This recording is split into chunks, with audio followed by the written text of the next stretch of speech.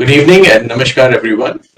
In whatever part of the world you are, please accept our greetings for today evening.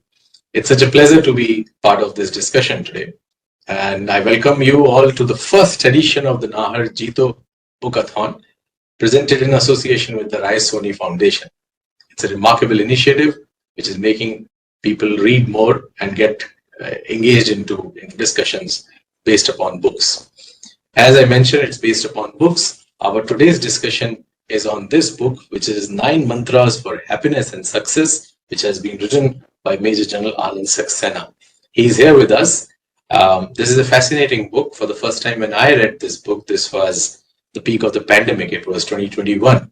And this book came to me as a very pleasant surprise, as a book of resilience, as a book of joy and happiness, especially during that time when we all needed that extra push of confidence and also pinch of joy. So this book is about those 9 very basic theorems that we can apply in our lives. And with Major General Anand Saxena, we will discuss them today. I welcome you to this discussion, Major General Anand Saxena, and I'm very glad to be part of this discussion. Thank you so much, Mohit, for those kind words, and to all the viewers, greetings of the day.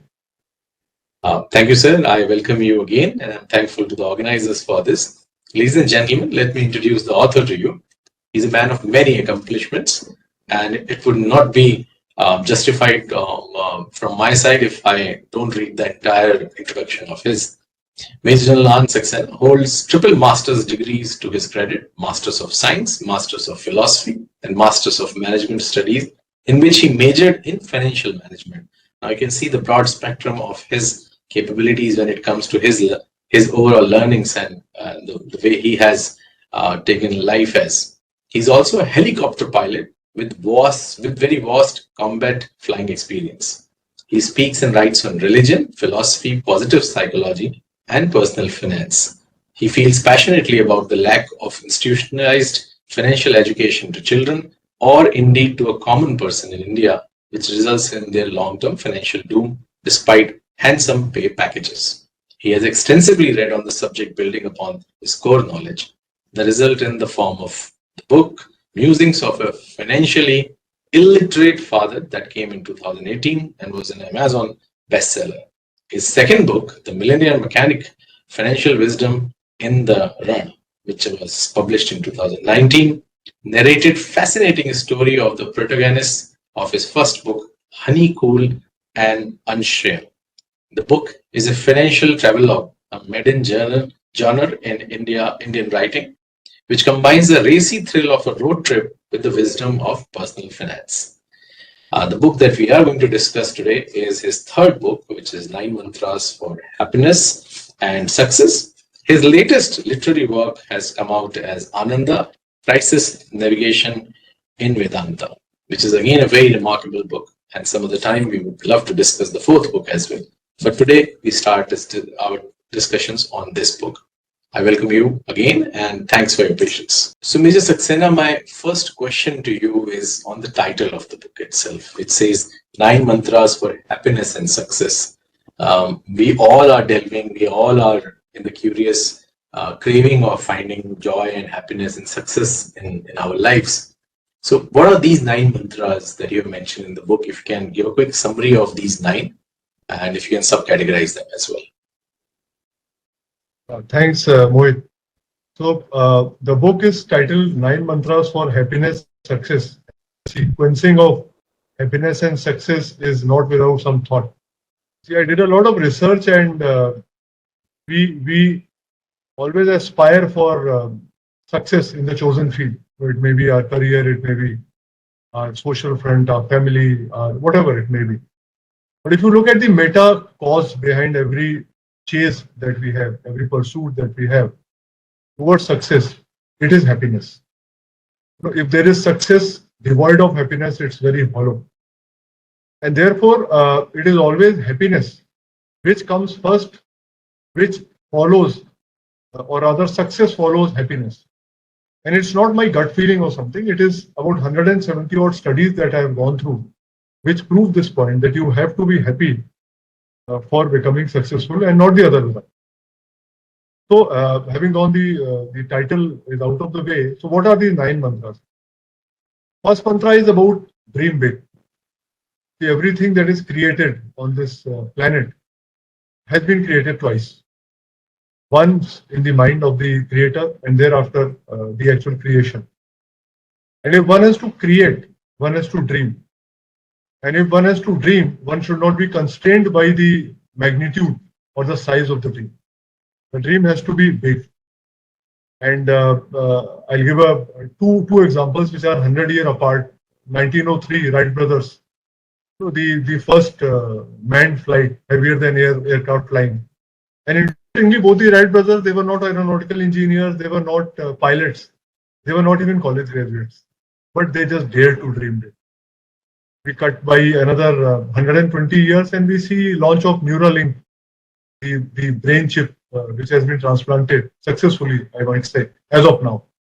And this startup was launched by Elon Musk about 20 years back. And I'm sure it was there in his mind another 10, 20 years back. So the dream is what we must dream big. That is the first mantra. Second mantra we come to is goal setting. While we might dream, there are castles in the air. And like Henry Thoreau says, well, you build the castles in the air, but now let's put the pillars of truth under them. These pillars are the goals. So your dream has to be tangibly manifesting in front of you. And for that, you must convert your dream into very tangible goals. These goals are also signals to your mind as to what is it that you are aiming at. Because if you aim at nothing, every round is a bullseye.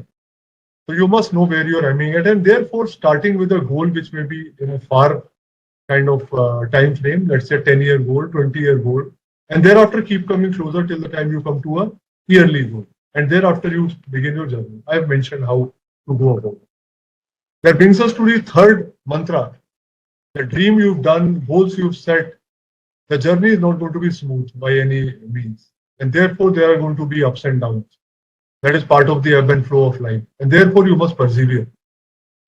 Because all the success that I've studied, and Mohit, you would agree, that instant success has never been the case. Yes, there have been flashes in the pan, but they have never been able to maintain their success. For that, you require a lot of perspiration after that initial inspiration of the first mantra. And therefore, perseverance is the third mantra, and I've gone about the techniques how to persevere. So you persevered, but what should be the attitude when you are doing that? You cannot be cribbing, cursing, criticizing. No, it has to be with a very positive attitude. And when I say positive attitude, mind you, I'm not saying positive thinking. Positive thinking is only thinking. I'm saying a positive thinking followed by very positive, firm steps taken in that direction.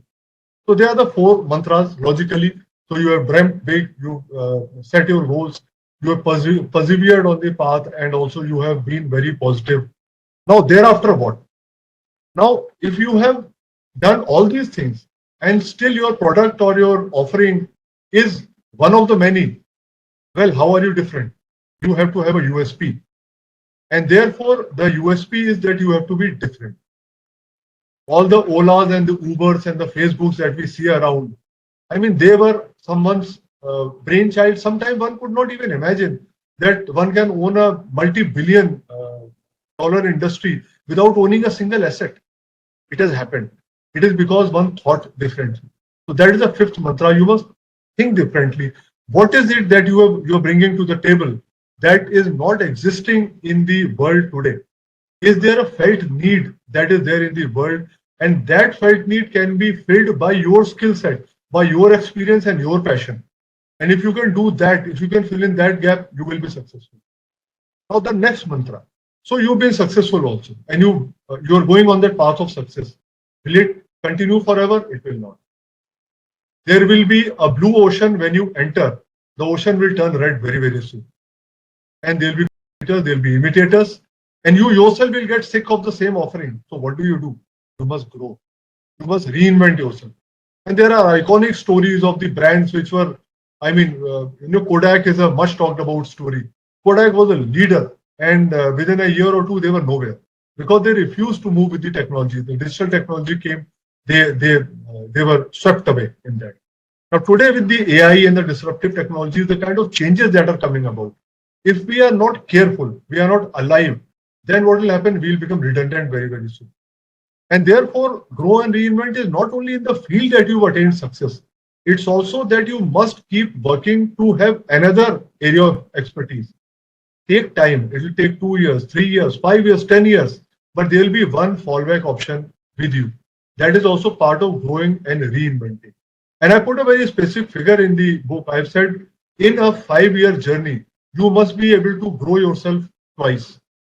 I call it 15% rate of return. So since I also write on finance, there's a rule of 72, which says that if you want to double your money and you know the rate of interest or rate of return, then you divide 72 by that rate and you come to the number of years in which your investment will double. So for example, I invest in a mutual fund and I am expectant of getting about 12% of rate of return. So I divide 72 by 12, I get 6. That means in 6 years, my initial investment will double. I am putting 15% because 15% means in 5 years, you would be twice the better person that you were in the beginning. That means either in the same skill set, you are better by twice the amount, or you got one more skill set and then you bet. That is again part of grow and reinvent paradigm.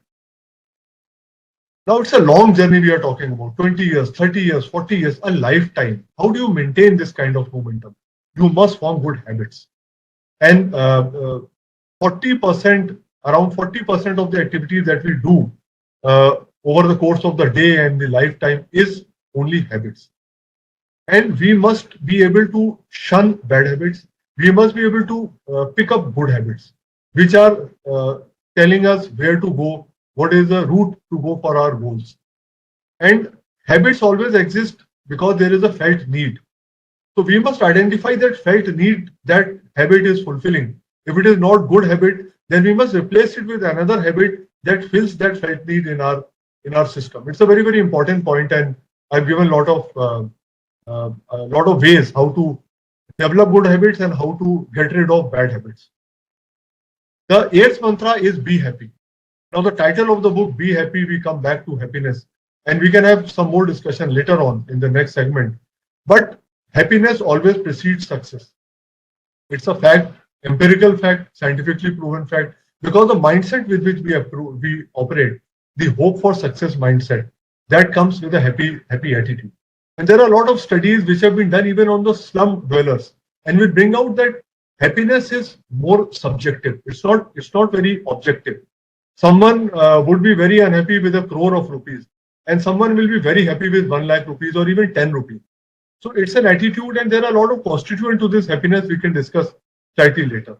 And the last mantra, the ninth mantra, is about creative visualization and positive affirmation. You see, we have our mind contains a conscious mind and a subconscious mind. The subconscious mind is the iceberg, which is beneath the ocean. Conscious mind is just the tip. Conscious mind is very, very finite in its capacity to process, in its capacity to store. Subconscious mind is many, many times more powerful. And there are ways and means by which you can actually bring your subconscious mind into the play. And you can have outlandish success through this manner. And I'll just take a minute to talk about a very interesting organ in our brain, which is called a reticular activating system. It is called RAS. It is just at the top of our spinal cord. This system is the link between the conscious and the subconscious mind. It is a sort of filter which filters as to what is to be brought to the fore for the conscious mind to process. Because subconscious mind, the processing speed is so much that it will flood the conscious mind if everything comes to the conscious mind. So it's a sort of filter. For example, you go to value of flowers and you want to look for blue flowers. Now this RAS is now the filter which will filter out other colors of flower, and you will be able to see and home on to only blue flowers. So if your mindset is positive and you are going through all the steps that I've talked about, this RAS will ensure it will bring to fore the circumstances, the people, the events in your life which will aid you towards your journey towards happiness and success. They are the 9 mantras in short mode.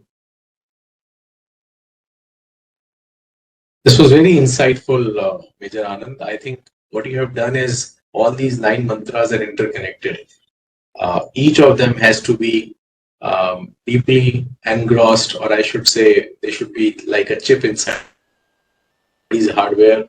This is the software that you need to run your life. Very, very beautifully done. In fact, your entire book has a lot of beautiful articulation. One of those beautiful articulations that you have used is the wheel of life, which is there is a wheel with a center, which is basically family. So you have given impetus, a lot of importance to family. And the six spokes with the nodes around it is physical, your mental, your professional, social, spiritual, and financial. I would love you to please explain this entire wheel of life, because I think this is the Guru Mantra that we can receive from you in this very brief 5 to 6 minutes, if you can explain that. Yeah, boy, this wheel is very close to my heart, and I must first credit the originator of this idea. Zig Ziglar is the famous author and motivational speaker. He had devised this wheel of life, and I modified it to suit our context and wisdom. So, wheel of life has got three concentric circles. Actually, you can say there's a hub which is the center, and there are two more circles to complete this wheel. Let's start from the innermost, the hub, which is the core of our being.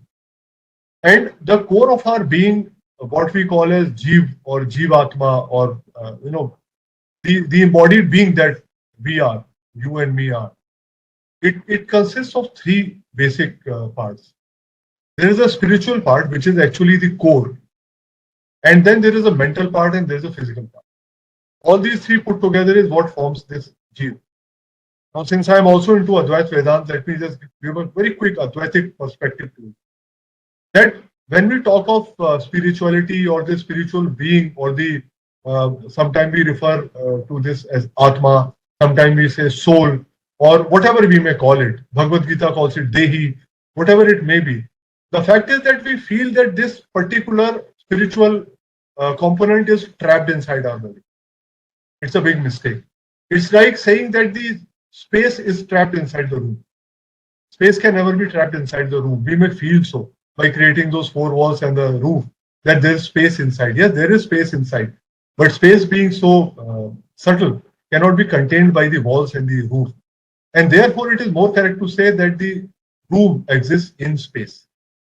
And therefore, when we say that the soul or the Atma is not in our body, it is in our body, all right, but it goes far beyond our body, Mohit's body, and the body of all the viewers. So we are containers. This body is a container which is resting in this consciousness or Atma, which is flowing all around. And to manifest this Atma, the divinity, what we have are the equipments of the body, that is physical part, and equipment of our mind, which is the mental part. So these three put together is what is the Jiva. Now this is the innermost core. The core above that is the family that Mohit was mentioning. We are born into this world, and first thing we see is our family, our parents, and later on our spouse and siblings and the children. I'm talking of only this much of family, immediate family. This family is our fallback mechanism. This is where we are stressed out by external events. We fall back. We find peace and calm. This is the component, the family for which we work so hard. The trial and tribulations of the family, we suffer the most because of that. So therefore, the next important component after the innermost jiva is the family. And then we come to the outermost component, which I feel consists of three basic parts, which is where you say, I say that the rubber hits the road, which is the financial, the social or the relational, and the professional part. That is where we interact with the world with these three. I mean, it's all good to be spiritual and all, but you require, bread on the table, and therefore money is required. You require to do well on a profession. It's a need of in the Vyavharik world, in the transactional world. You need to have relationships, which is also very important. Now, what is the importance of this wheel of life? Normally, Mohit, what we do, we operate from outside in. We want to do well professionally. We want to do well financially. We want to give so much of importance to the relations. And in the bargain, we shortchange the wheels which are inner to it. That is, either the family suffers or we suffer physically, mentally, emotionally, or spiritually. And therefore, the living, our life has to be inside out. That's what I call inside out. First, please balance your inner wheel, the jiva, the spiritual, mental, and physical parts. First, you balance that. Like in the aircraft, the air hostess says that first put on your oxygen mask before you help the others. First, help yourself by being balanced there. Thereafter, take care of your family, and only then you will be able to meaningfully pursue career-oriented goals, finance-oriented goals, and relation-oriented goals. This, in a nutshell, is Wheel of Life model. Articulated way that you have explained this to us, Mr. Saxena, I think it opens up a complete new paradigm of how we should take entire life. Everything is so balanced because of this wheel.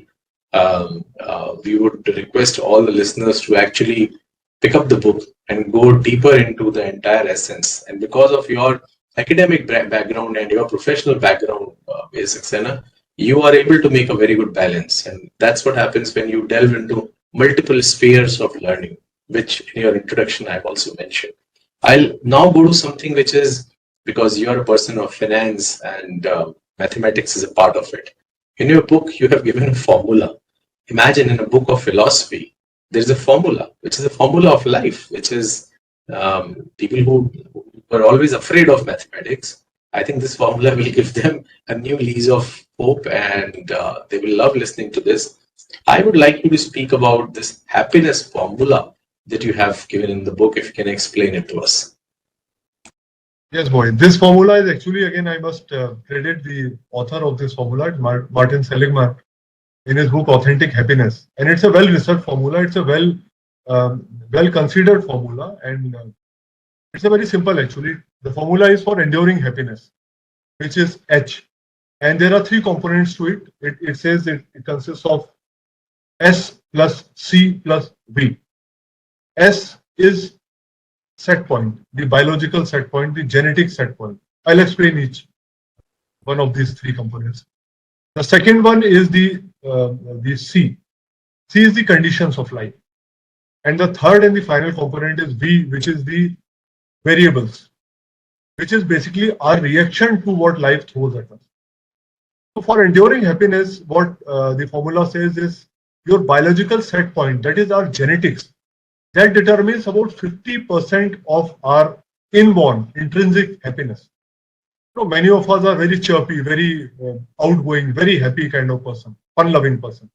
And few of us are also very dour, very serious, very contemplative kind of persons.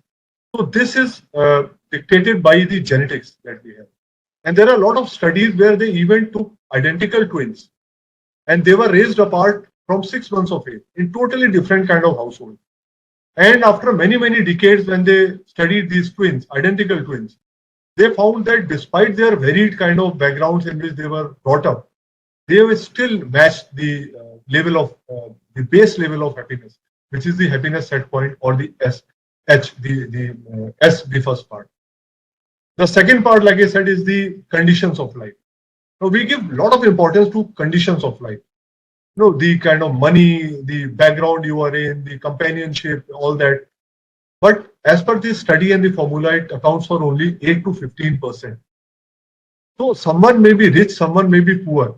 It is the assessment of that person.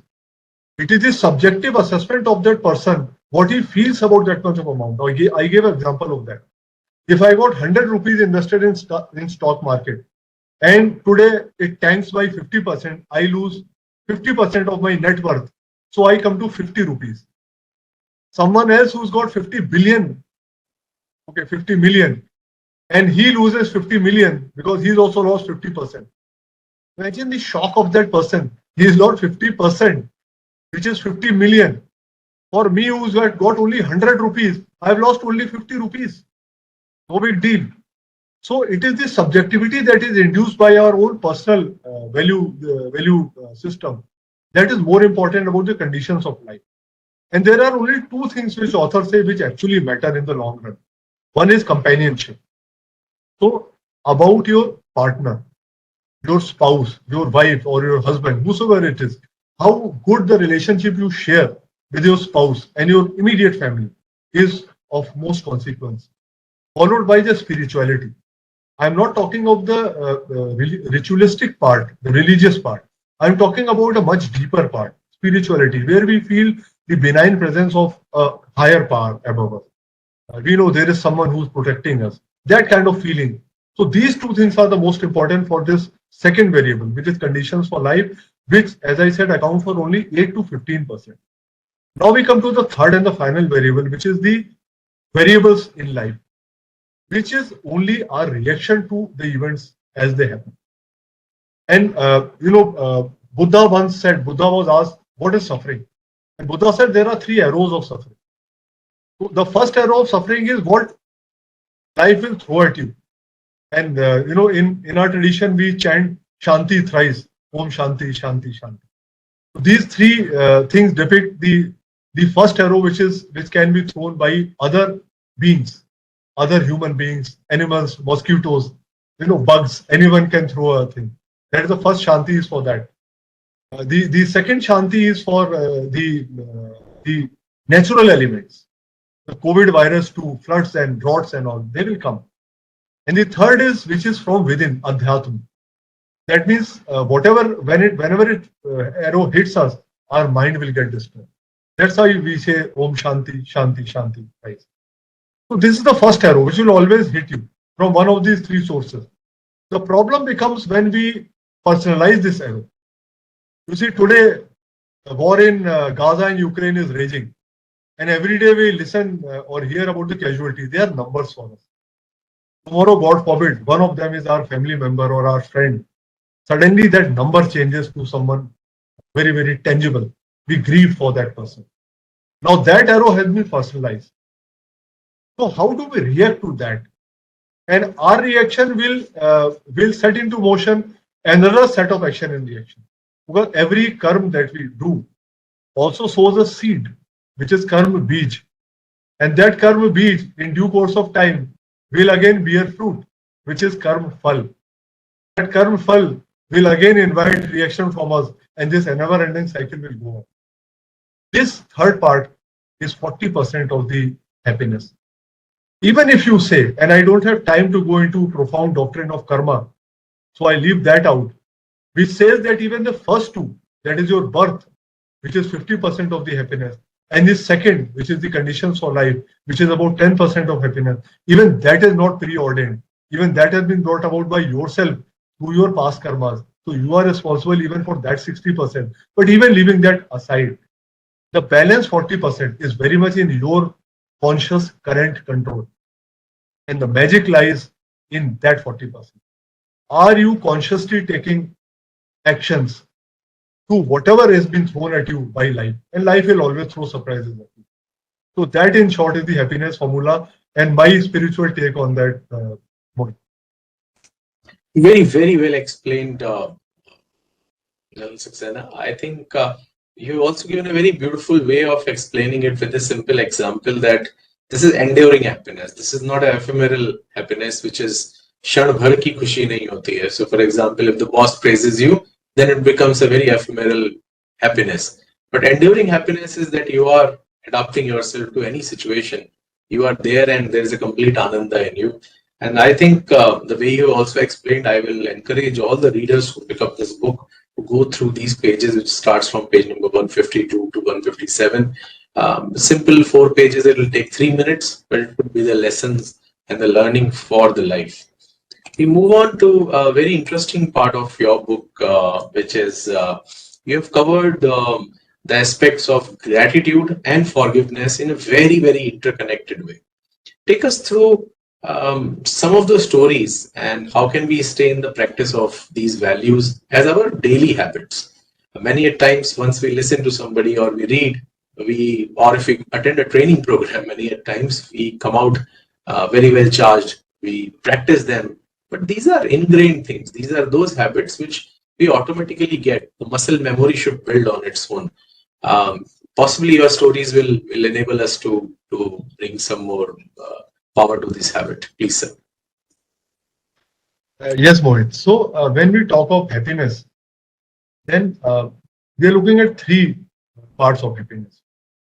What we do is that we find it very difficult to remain in the present. That is the basic problem of most of our suffering is because we are hardly ever in the present. We are either ruminating about the past And what in the past? Something which did not go off too well. Or we are anxious about the future. What about the future? The most catastrophic kind of future. I have a boil on my leg. Well, it may well be a cancer. That kind of pernicious kind of thinking that we. So when we talk of enduring happiness, let's talk in three parts. One is the past. That why did that person say that to me? Why did my boss not give me a good shit? Why did my venture which I put into place with so much of passion and hard work just was a non-starter? Why did COVID hit at a wrong time when I was all set to launch my, whatever venture I had, so on and so. There's no end to rumination. So one has to be happy in the past. Now there are two major ways in which we can get out of this rumination about the past. The first is gratitude, and second is forgiveness. That's what you were mentioning. So let's come first to gratitude. The cliche of saying whether the glass is half full or half empty, it's a cliche, all right. But we put on these lenses very often in life. So if I have something, if I have a used car, so why don't I have a brand new, Bentley? Why not if I have a used car? At least I have a car in which my family can travel in rains and heat. At least it protects them from the elements. What if I had a two-wheeler? What if I did not even have a two-wheeler? What if I had a cycle? And what if but I didn't have my legs? So there is no end to, they say thank God for small mercies. We fail to thank God for small mercies. The very fact we are sitting, talking, understanding, articulating, talking, it's such a boon. The technology that we are utilizing today, you are somewhere else, I am somewhere else, and the viewers are going to be all over the world. It's such a fantastic boom that we have, which people 50 years back didn't have. How often do we thank God for all these blessings? Gratitude is a great practice which you must have, because what has gone wrong, it will take the focus out of that to what has gone right for us in life. And I talked about the reticular activating system, RAS. Gratitude primes your RAS to look for good things in life. That is how powerful gratitude is. And how do you do it? There are so many ways, but what I personally do, I tell you. When I sleep at night, my last 10 minutes before I doze off is my gratitude time. And I thank God for all that I'm having as of now. There's nothing very bombastic, very big. It is a nice air condition in which I'm sleeping. My family is protected. I'm able to give them a house, a warm upbringing. I got adequate money to take care of my needs. I got adequate money to take care of the people who are in need by whatever little charity I can do. There is so much I thank God for before I drift off to sleep. And it gives me a good sleep. And when I wake up the next day, I wake up with a good mindset. Alternatively, you can do it the first thing in the morning. Before you leave the bed, once you open your eyes, just thank God for whatever I talked about or whatever else you want to thank. So one is gratitude. Second is forgiveness. So forgiveness is that something has happened and it keeps rankling us so much that we are not able to let it be out of our system. We make our lives miserable. We make lives of our family, our colleagues, our everyone around us miserable because we are not able to forgive. Buddha once said that when you are seeking revenge on someone because you are not forgiven, you are moving with hot coals in your palm to throw it on that person. But in the bargain, you are also getting burned. So we must learn how to forgive. And again, a technique that I have used is that I write, I rant to that person. And I don't write very parliamentary things. I can write very, very nasty things. I write very nasty things. I let out my steam on that piece of paper. I fill that paper up with whatever I wanted to say when I did not say it many years back, many decades back, or even yesterday. Thereafter, I burn that paper. It is metaphorically burning that incident forever from my memory. Forgiveness, again, there are a lot of techniques which are available. But these two will help you in not going back to the past and feeling unhappy about it. Second component is coming to happiness in the present. Now, a very powerful technique that is there is called mindfulness. And I'm a qualified mindfulness coach also. But nevertheless, there are a lot of online free courses available. And Mohit, in just about 8 weeks of training, there's a training called mindfulness based stress reduction, MBSR. Just an 8 week, very simple training. And you find the difference. You you start to root yourself in the present. And most of the problems that we have are already past by the time we realize there is a problem. So this particular habit and any kind of meditation, these two help us in being remaining grounded to the present. And third is about the future. Why do we always catastrophize and say only the worst will happen? So again, I have devised a very interesting way. I said, okay, I will have a trial between my mind and my intellect. That I actually hold a trial. It's a Excel sheet document that I've got. I say, okay, what is the argument? So I am the judge, sir, and the case is being fought by the mind, which is the emotional entity, and the intellect, which is the intellectual entity, which goes by reason. Sabut kya hai? So, okay, this is the thing. I say, okay, I feel this decision of mine by investing in this thing is going to, it's full of ruin. It's going to be this money is gone to dust. And now I'm feeling very anxious. Why did I take this decision? Why did I invest in this particular stock or whatever? I say, okay, now mind, vent whatever you have. I know you are full of emotions. You have no substance, but let me hear what all you got. What all can go wrong? But give me some background. When last time I did like this, did it go wrong? Or it is just a gut feeling? So mind tells me. So I am as a judge listening to the mind. I put those 3-4 points on that Excel sheet. I change the hat. I become the intellect.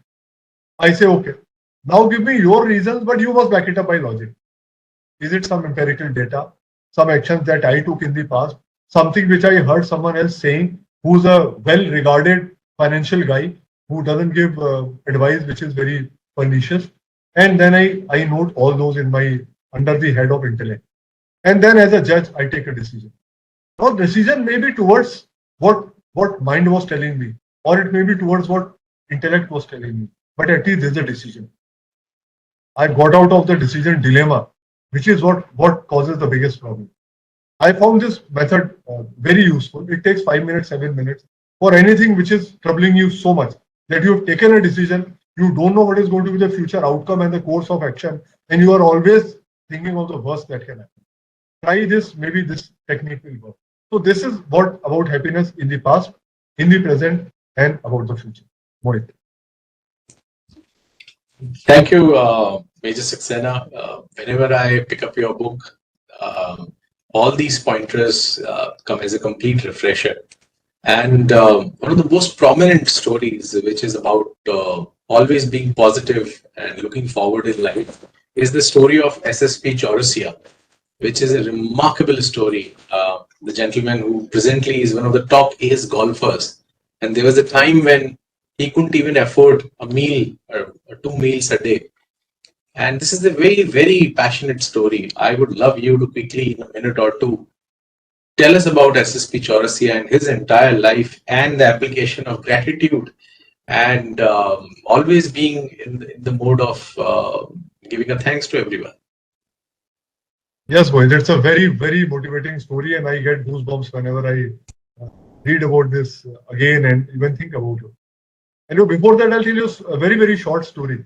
There was a shoe company. They sent two salesmen to a particular country in Africa. They said, go and explore the shoe market. They both sent their emails, and first one said there is no market. No one wears shoes here. The second one sent an email says it's a beautiful market full of opportunity because no one wears shoes here. So it's again how you see it.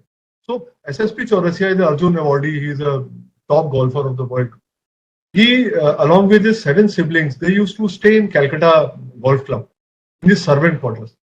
The father was, he used to maintain the fairways, the greens. Mother was a housewife and 7 siblings. They did not even have 2 square meals coming their way. But Chaurasia was very passionate about golf. So he started going to the golf course. He became a caddy and he used to earn, I remember, 40 rupees a day, which was a very princely sum for the family because they could, a meal could be procured out of those 40 rupees and all that. And then he said, I want to become a golfer. Now, golf is a slightly elite sport. It requires a lot of money, a lot of training. Everything is very costly. And the worst part was because he was the son of a golf course worker, people were not very encouraging in seeing this boy coming in. They used to wait for everyone to go, then practice there and so on. And all this while he kept honing his skills by his own thing, by taking coaching here and there everywhere. Finally, he broke into that league where he was called to take part in a tournament. He didn't have money to travel. Somehow he borrowed money, he traveled. He went there, he didn't have money to stay anywhere. He stayed in the stadium only, or rather the golf course itself. Just stepped wherever he stepped. And he won initially some, I think 20 or 1,000 rupees. Came back with that money to his family. And then they had confidence, okay, he can. And then he went for a tournament which was abroad and he required a lot of more amount. His mother actually pawned all the whatever little jewelry she had. He went and played the tournament. And that is where he really broke big in professional. Thereafter, he bought 2 apartments and villas that were overlooking the Calcutta golf course. And then his family was staying there. So it's such a remarkable, and again, I came to happiness formula. And I said the conditions for life account for only 10%. And Chaurasia's story is a fact that it's only 10%. 90% is still there. And you can play the game with that 90%. And the stories, there are stories about people who have lost everything in life, but they stayed positive. They knew what real Ananda means. I'll quickly do a summary of what we discussed today, Major Saxena. I'll go in the reverse order. The gratitude and thanksgiving attitude and the forgiving attitude that you taught us, that you told us is very, very remarkable. Focus on the right things rather than the weaknesses. We should always focus on our strengths and everyone's strengths so that you can pick them as the gems that you need while you move ahead. The happiness equation is a wholesome way of looking at life where you don't build too many expectations, rather you build more efforts. You don't fall into the trap of immediate joy or immediate rewards. Rather, you look for a very long term and you can stay composed in life. The third one, of course, the complete holistic life wheel, the wheel of life, which you explained with its core as family, because that always remains to be the focus, and all your decision making also goes very well if you have a core to focus. And then certainly all your 9 mantras will always be very inspiring for all of us to delve more into this book and also follow your path of Vedantic way of living, of always being in the mode of learning, which I think through this Jito Bukathan, it's been an incredible way of doing it. I'm sure a lot of people who will watch such interviews, such discussions, will be inspired to not only read the books as a practical hobby, but as a way of learning. And as I always believe, people who stop learning, they start aging.